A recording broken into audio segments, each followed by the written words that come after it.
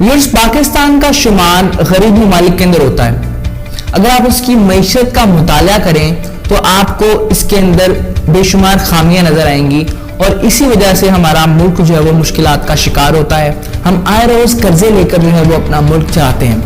लेकिन अगर हमारे मुल्क के अंदर सरकारी इदारों के अंदर इस किस्म की हिकमत अमली से चला जाएगा तो हमारे मुल्क का जो मुस्तकबिल है वो हमें तारीख होता हुआ दिखाई देता है। जी हाँ दोस्तों, आज से कुछ दिन पहले पंजाब असेंबली के अंदर इजलास चल रहा था और वहां पर कानून साजी की जानी थी।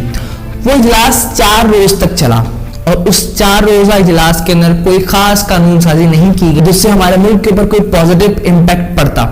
लेकिन 4 दिन की इस कार्रवाई के अंदर जितना पैसे लग गए उसकी मिसाल नहीं मिलती।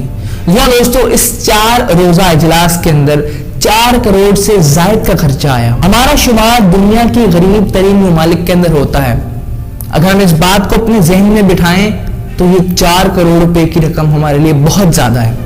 और 4 दिनों के इस इजलास के अंदर जो कार्रवाई की गई उसका भी कोई नतीजा नहीं निकला।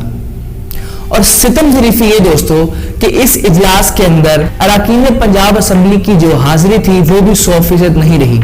जो सबसे बड़ी तशवीश की बात है कि इतने पैसे खर्च करने के बावजूद, सारा सेटअप लगाने के बावजूद अवाम के जो नुमाइंदे हैं वो अवाम के साथ अपनी संजीदगी का इजहार नहीं करते।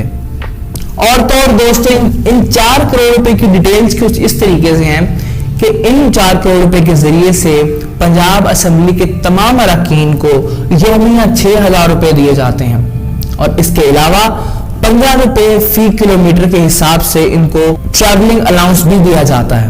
इन तमाम लग्जोरियस लाइफ के बावजूद हमारे नुमाइंदे जब हमारे साथ सीरियस नहीं होते तो उनका हमारे साथ जो कनेक्शन है वो कमजोर हो जाता है और जब वो कनेक्शन कमजोर हो जाता है तो मुल्क के अंदर इंस्टेबिलिटी क्रिएट हो जाती है जिसकी वजह से हमारा मुल्क तरक्की के ट्रैक से उतर जाता है।